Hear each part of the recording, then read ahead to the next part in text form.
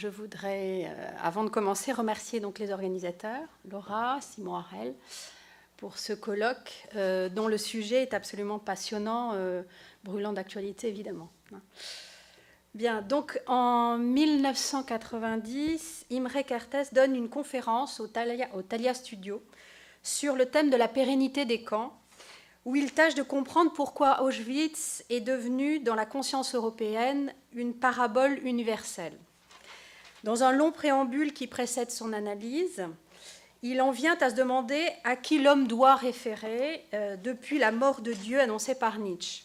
Sous le regard de qui vivons-nous, s'interroge-t-il. En effet, poursuit-il, je le cite, l'homme est un être de dialogue, il parle sans cesse, et ce qu'il dit, plus précisément ce qu'il raconte, n'est pas censé être une simple représentation de ses plaintes, de ses tourments, mais aussi un témoignage, et en secret, de manière subconsciente, il veut que ce témoignage se transforme en qualité, et que celle-ci se transforme à son tour en force spirituelle créatrice des lois. Dans L'homme révolté, Albert Camus dit, et il cite donc Albert Camus, « Les poètes sont les législateurs du monde. » Je crois que nous devons partir de là, car il est vrai que les poètes, et nous prenons ce mot au sens large d'imagination créative, ne légifèrent pas comme les constitutionnalistes au Parlement, mais obéissent à la loi. Cette loi, permettez-moi de la nommer dans mon désarroi et faute de mieux, à l'aide d'une expression que j'emprunte à Thomas Mann, tout simplement l'esprit du récit. Fin de citation. Je vous prie de m'excuser pour cette très longue citation, mais il me semble qu'elle pose de façon éclairante le problème que je voudrais appréhender avec vous aujourd'hui, concernant donc ce que Kertész, à la suite de Thomas Mann, nomme l'esprit du récit, et les implications politique qu'il comporte dans le cadre d'un projet qui est mené donc depuis un peu plus d'un an en France, donc depuis début 2014. En effet, dans la mesure où elle permet de donner un sens et plus encore de faire monde, la pratique du récit accède à une fonction éthique, ou plus exactement éthopoïétique, en transformant la vérité en éthos. Cette fonction éthique, qui serait donc réinvestie dans le récit à l'issue de la Seconde Guerre mondiale, permettrait en effet de dépasser la simple représentation du réel et favoriserait une incarnation, une émancipation de la parole du témoin. Le récit ne serait donc pas éthique parce qu'il permettrait de porter un regard moral sur la vie, comme l'entendait Galen Strawson dans sa critique d'une narrativité éthique, mais dans une approche ricoeurienne de l'éthique comme configuration du monde, ou approche foucaldienne pour laquelle éthique et politique entretiennent des frontières poreuses. Ainsi, pour Kertész, ce n'est plus le poète hugolien qui guide le peuple et donne un sens à l'expérience commune, mais chacun peut, en tant qu'il porte son propre récit, en tant qu'écrivain, donner un sens au monde. Si Kertész développe cette réflexion à partir de son expérience de la déportation, il faut en convenir que la notion de récit, dans un contexte plus large des catastrophes du XXe siècle, a effectivement connu un regain d'intérêt en parvenant à donner une forme à ce que l'on pensait indicible. C'est alors la dimension cathartique du récit que l'on a valorisée, non seulement au niveau thérapeutique, mais encore sur le plan éthique et politique, puisqu'il permettait de penser, ou plus exactement de mettre en mots, de raconter la catastrophe. Dans cet après catastrophique, précise Catherine Cocchio, je cite, la notion de catharsis fait retour pour penser le rôle du témoignage dans la sortie du génocide. Sortie que ménagerait la narration de l'expérience à des tiers, sa prise en charge par le groupe social et son inscription dans la vie publique. Fin de citation.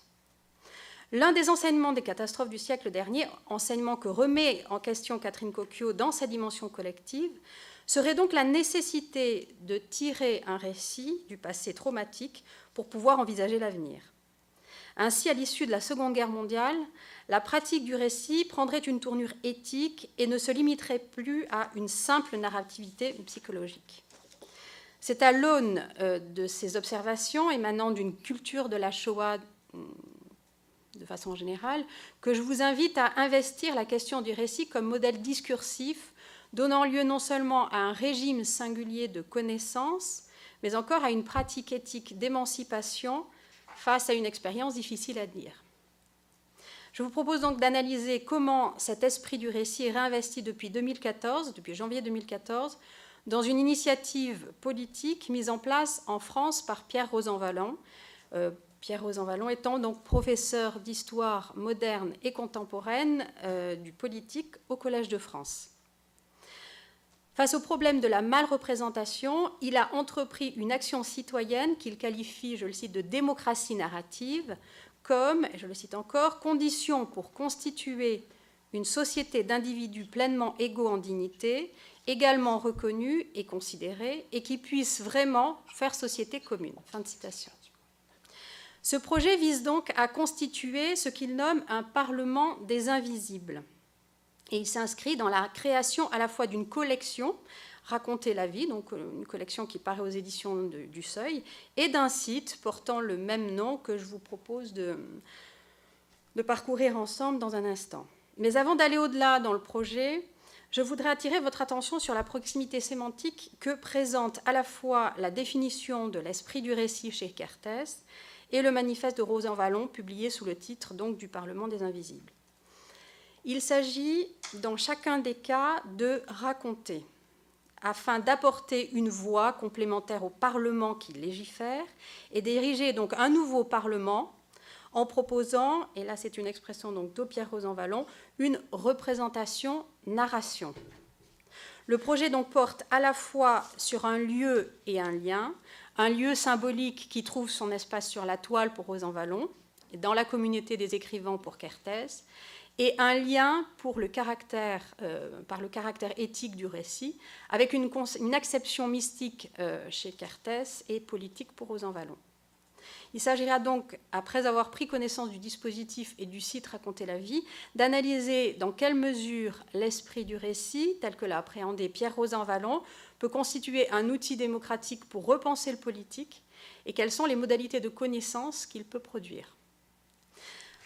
Donc, lorsque Pierre Rosanvallon se lance dans le projet du Parlement des Invisibles en janvier 2014, c'est pour répondre à une situation qu'il juge alarmante en France, dans la mesure où, je le cite, « la démocratie est minée par le caractère inaudible de toutes les voix de faible ampleur, par la négligence des existences ordinaires ». Fin de citation.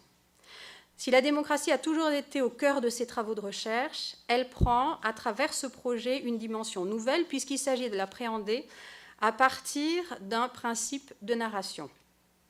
Afin de pallier ce qu'il nomme la malreprésentation, il propose, je le cite, d'explorer et de mettre en valeur la vie des gens ordinaires dans leur diversité, pour développer une intercompréhension en racontant, et là je vous cite le pitch que l'on voit sur le bandeau et qui revient de façon récurrente sur le site, donc en racontant le roman vrai de la société d'aujourd'hui qu'il complète par le deuxième morceau de phrase qui est donc « soyez-en les personnages et les auteurs ».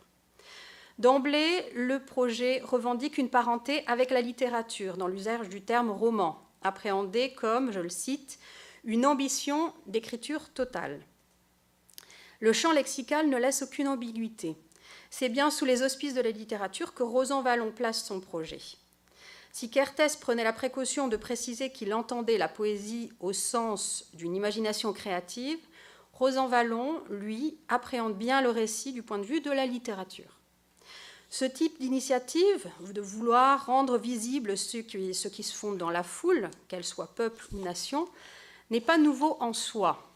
Pierre Rosanvallon reprend l'histoire, aussi bien sociologique que littéraire, des tentatives de collecte de récits des sans-voix. D'une part, pour s'inscrire dans une lignée qui semble accréditer sa propre entreprise, et d'autre part, pour situer son projet donc à la fois à la croisée de ces deux disciplines que sont la littérature et la sociologie. Si Pierre Bourdieu, en 1993, dans La misère du monde, qui recensait donc des témoignages de naufragés de la société, évoquait la littérature dans un rapport d'analogie, je le cite, à la manière de romanciers tels que Faulkner, Joyce ou Virginia Woolf, l'instigateur du Parlement des Invisibles, lui, en appelle aux écritures multiples, mais le discours qu'il tient ne ménage aucune ambiguïté. La confusion est d'autant plus grande lorsqu'il associe des écrivains à son projet. Il semble ainsi que l'esprit du récit, pour Pierre Rosanvallon, accède d'emblée à un statut de littérarité, puisqu'il précise, plus exactement, pardon, je le cite, que toutes les hiérarchies de genre ou de style seront de la sorte abolies au sein de la collection Raconter la vie. Les paroles brutes y seront considérées aussi légitimes que les écritures des professionnels de l'écrit. Fin de citation. Or, comment revendiquer à la fois la tutelle de la littérature et prétendre s'exclure des conventions qui la caractérisent? Comment considérer de fait un texte comme littéraire s'il n'a pas reçu, comme l'analyse de la sociologie de la littérature, la reconnaissance de ses pairs? De même, il semble que Pierre Rosanvallon ait oublié que l'effet de réel barthésien, qu'il appelle de ses voeux afin de raconter ses existences ordinaires, passe par un détour esthétique nécessaire qui n'a rien de spontané et d'improvisé. Comme le souligne Marie-Jeanne Zenati, je la cite, « L'idée que le mode narratif ne relève pas de l'évidence, qu'il constitue un filtre déformant à travers lequel l'expérience est passée au crible du modèle littéraire, n'est pas interrogée dans le projet. » Fin de citation. Si Pierre Bourdieu soulignait que la tâche du sociologue dans la présentation et la retranscription des témoignages n'était réussie, je le cite, dans son entreprise d'objectivation participante que s'il parvenait à donner les apparences de l'évidence et du naturel, fin de citation, il postule bien le fait que le recours à l'écriture implique un travail littéraire que ne laisse pas transparaître l'idée d'écriture brute. Est ainsi posé un premier problème de méthode, une confusion relevant du recours évident à la littérature dans une pratique d'écriture qui ne s'impose pas d'emblée comme littéraire. Entrons maintenant, si vous le voulez bien, dans le dispositif du site. Vous avez, donc je vous présente rapidement la page d'accueil. Alors, attendez, pardon. Voilà. Ici, donc la page d'accueil qui reprend les différentes catégories que l'on va apercevoir dans la présentation du site. Donc, première page, voilà, je voudrais passer directement à l'onglet Récits, ou plus exactement même Collection. L'onglet Projet présente ce qu'il développe davantage dans le cadre de son manifeste, à savoir donc petit livre publié donc aux éditions du Seuil, qui est le premier ouvrage qui est sorti dans le cadre de cette collection. Et dans l'onglet Collection, on découvre effectivement les 21 récits qui ont été publiés depuis janvier 2014, 21 récits qui relèvent, vous voyez, de livres relativement réduits, moins de 100 pages, dont les auteurs sont assez divers, mais on constate que sur les 21 récits, tout de même, 16 émanent de ce que Pierre Rosanvallon nomme des professionnels de l'écriture. Et donc 5 simplement sont écrits par des anonymes. Vous trouvez donc ces livres qui sont dans une édition tout à fait accessible puisque l'ouvrage est à 5,90 € et on comprend bien que l'objet de ces récits est essentiellement social. Deuxième onglet, donc la catégorie et récits où sont présentés, s'il veut bien s'ouvrir.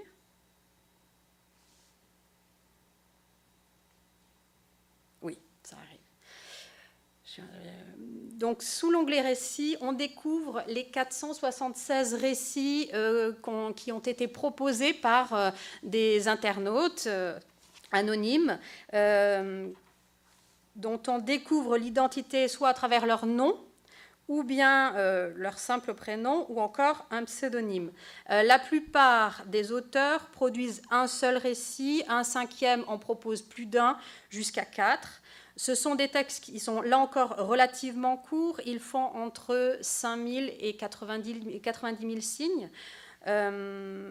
Voilà. Et donc, on peut descendre davantage et on découvre, voilà, si on clique sur l'une des icônes qui représente donc la couverture d'un livre, on accède directement à la fiche du récit et sur cette fiche de présentation, on a une biographie, vous voyez, succincte, voilà, particulièrement pour celle-là, une présentation sommaire, là encore, du récit, des commentaires qui émanent voilà, d'une communauté, mais aussi des compléments d'information sur le texte, et enfin une petite fiche signalétique mentionnant les informations principales, à savoir la date de publication, la durée de lecture et le nombre de mots. Et enfin, vous pouvez télécharger ici le PDF, sachant que là, le récit, évidemment, est absolument gratuit. La communauté réunit donc un ensemble de membres qui sont à la fois, et là, il y a encore une ambivalence, à la fois des écrivains et des personnes qui lisent simplement et soutiennent le projet. Les lecteurs invités, onglet suivant, permet de présenter chaque mois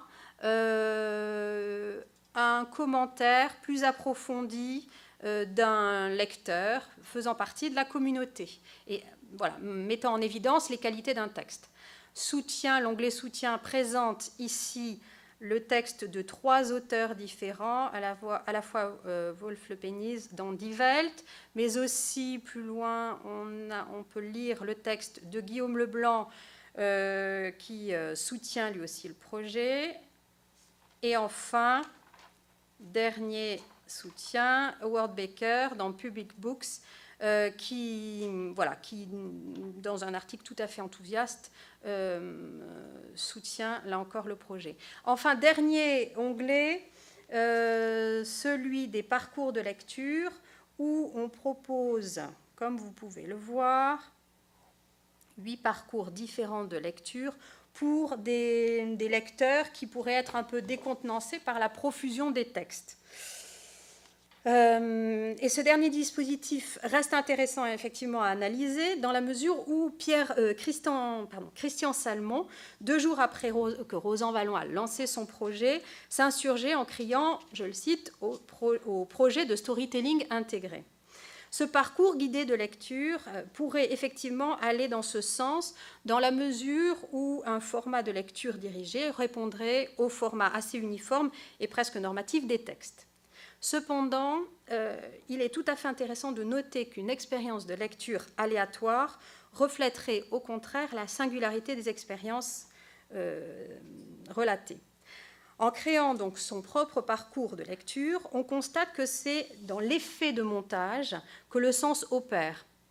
Ce n'est pas le récit pris dans son unicité, où l'on perd donc la plus-value sémantique du projet, ce n'est pas non plus dans l'accumulation des récits, la somme de chacun d'eux qui pourrait noyer le propos, mais bien du fait de les confronter et de les mettre en relation qu'émerge un sens, car le montage, selon Benjamin, relève d'une prise de position. Il implique une analyse critique. George Didier Huberman note ainsi que dans le Bilder Atlas d'Abby Warburg, c'est le montage qui propose une alternative à la dislocation. C'est dans le multiple et la disposition que le sens opère. Et en effet, Howard Baker ne dresse pas d'autres constats suite à sa lecture dans la présentation du projet, puisqu'il affirme, je le cite, « Qu'apprend-on en lisant ces récits de vie ? Bien plus qu'on ne pourrait le croire. Chaque récit parvient à susciter chez le lecteur un intérêt modéré, sans plus. Mais leur lecture cumulée ouvre progressivement la voie à ce que les psychologues appellent une masse aperceptive, un corpus de connaissances fortuites qui modifie notre perception de l'ensemble.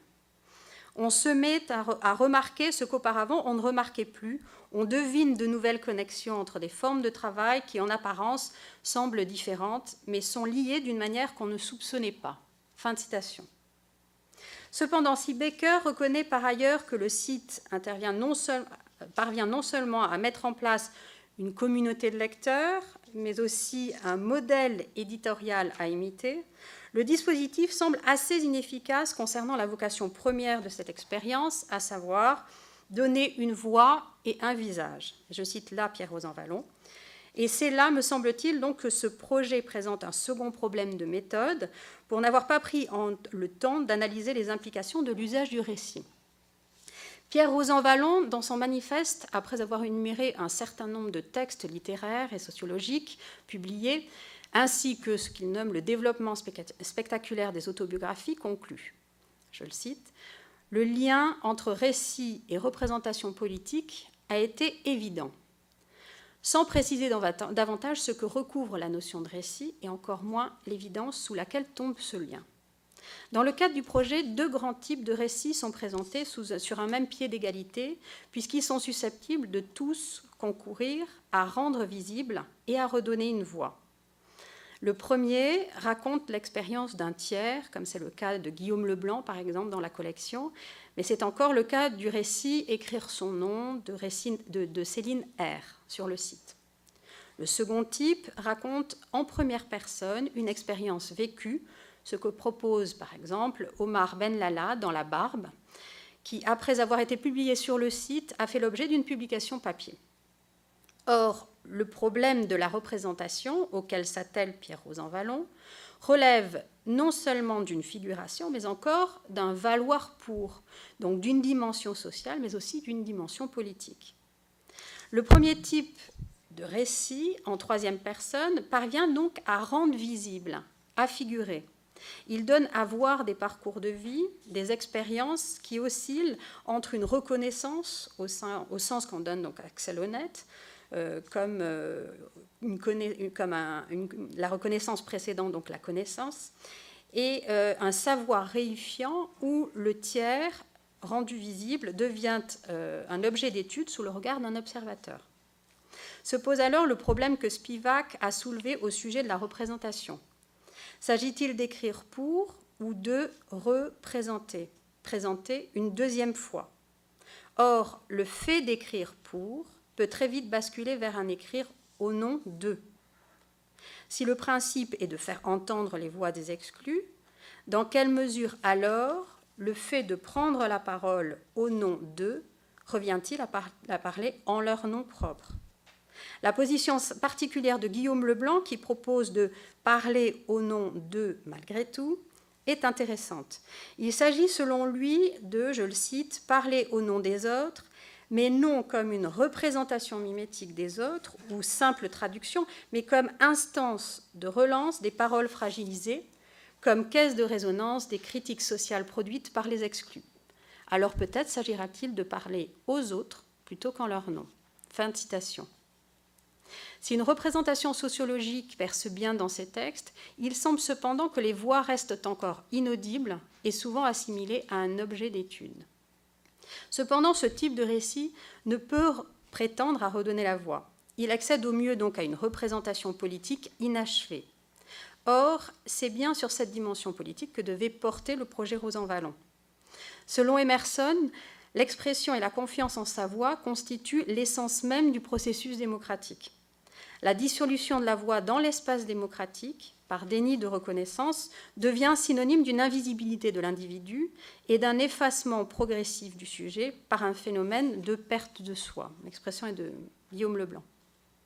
Pour redonner la voix aux invisibles, pour qu'une personne retrouve une représentation politique, il faut passer d'une figuration à une configuration narrative, passer d'une présence figurée à une pleine présence par la mise en récit.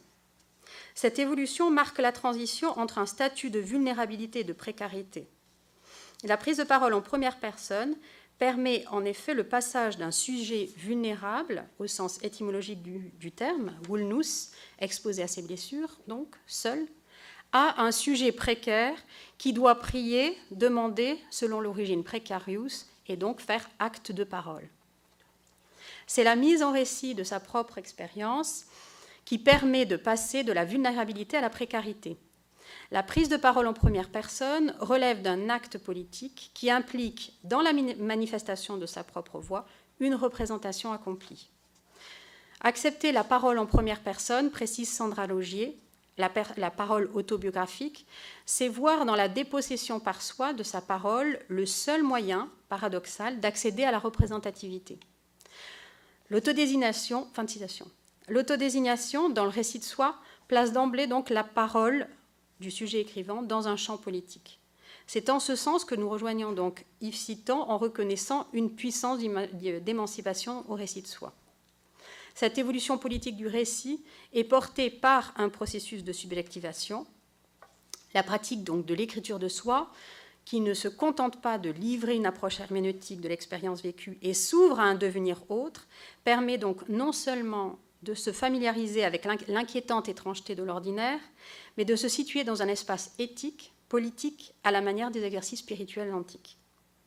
Enfin, et pour conclure, le projet du Parlement des Invisibles, qui est une façon de repenser le politique à partir du récit et de la littérature en particulier, peut être considéré comme une réussite dans la mesure où Pierre Rosanvallon est parvenu à créer ce que Guillaume Leblanc nomme un espace subalterne, ainsi qu'une communauté minoritaire d'écrivains et de lisants. En revanche, les sujets écrivants demeurent au mieux des témoins précaires.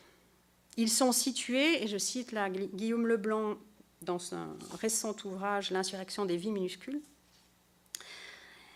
donc les témoins précaires donc, sont situés dans un régime d'actes minoritaires qui est sans effet sur les rives majoritaires qui forment le cours du monde.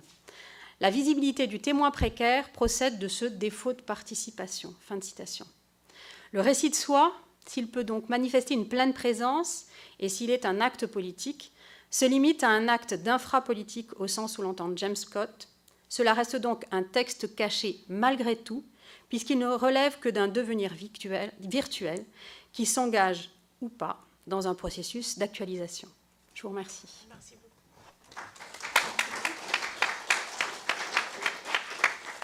Je te pose une question parce que ça m'intrigue. Donc, justement, le passage de l'anonymat, oui. Effectivement, à la visibilité.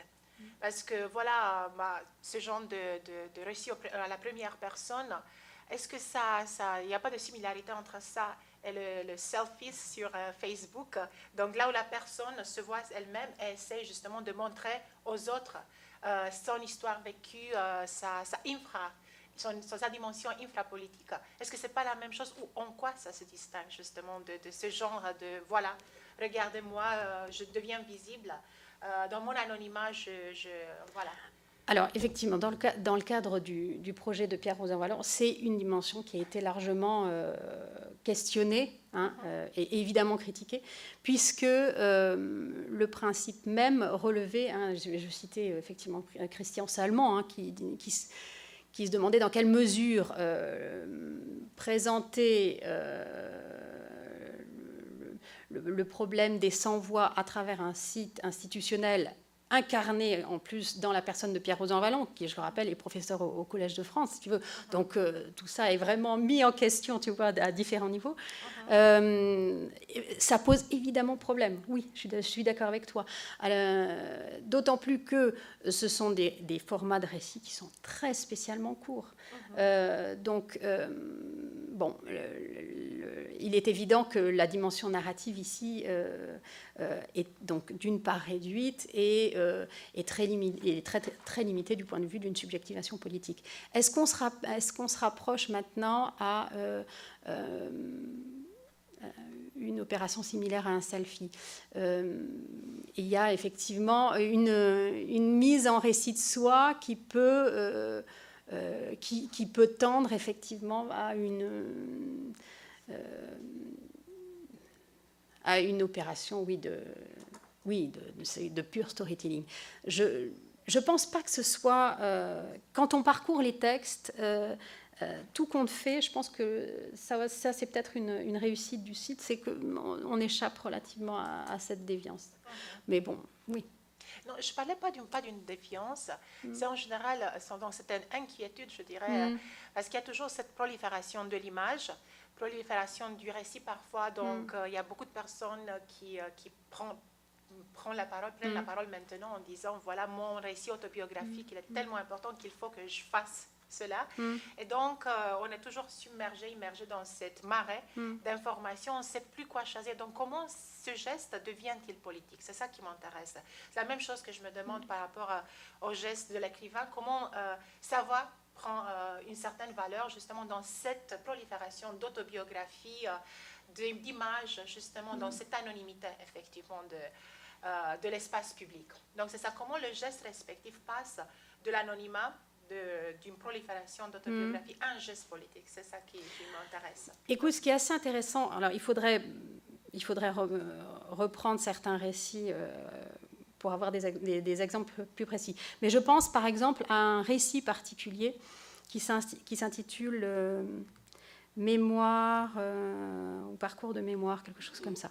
Alors ce qui est intéressant dans ce texte, c'est un groupe d'étudiants qui est allé collecter, tout compte fait, des témoignages dans un institut, dans une maison de retraite en quelque sorte. Et je trouve que ce texte est très intéressant, et ça répond en partie à ta question, parce que il y a une forme de mise en relais de la parole. Tu vois, et c'est ça qui, tout compte fait, donne une dimension politique à ce texte, parce que non seulement il y a une mise en relais de la parole, c'est-à-dire que là, encore une fois, les étudiants disparaissent derrière le projet, hein, donc c'est vraiment la parole en première personne qui est mise en avant, d'une part, et d'autre part, ce qui est intéressant, si tu veux, c'est qu'il y a une mise en relais de la parole par la photographie. Et là, il y a un geste esthétique, si tu veux.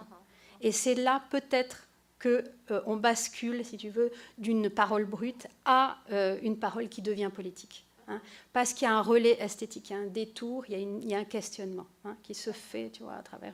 voilà, ça peut être un exemple. C'est un projet très intéressant que vous nous avez présenté là et très, dirais-je, instructif. Je ne peux pas m'empêcher de penser de faire une liaison entre ce type d'approche qui est plutôt dans le domaine du politique. Laura a dit très bien qu'il s'agit d'une approche qui donne de la visibilité, qui donne la voix à des auteurs anonymes. Donc je ne peux pas m'empêcher, mais peut-être j'ai tort, et c'est là la question, de penser à une autre expérimentation, celle de l'écriture collaborative, qui se fait toujours par l'Internet.